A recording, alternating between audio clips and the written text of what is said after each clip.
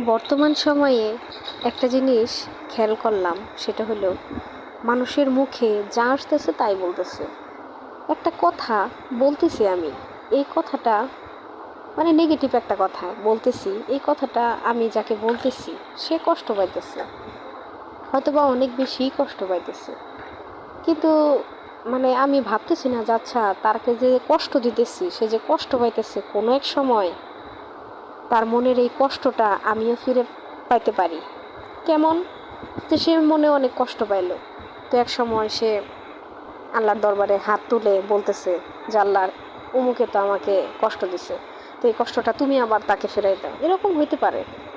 তো এটা আমরা মানে ভাবি না যে একটা মানুষ মানে তার দোষ হইলেও আমরা হয়তো বা নেগেটিভ কথা বলতেছি, কিংবা মন চাইলো একটা কষ্ট দিয়ে কথা বললাম, মানে বলতে পারলেই কাজ শেষ। পরবর্তীতে ভাবার আর টাইম নেই আমাদের যে এই জিনিসটা আবার আমাদের জীবনেও ফিরে আসতে পারে।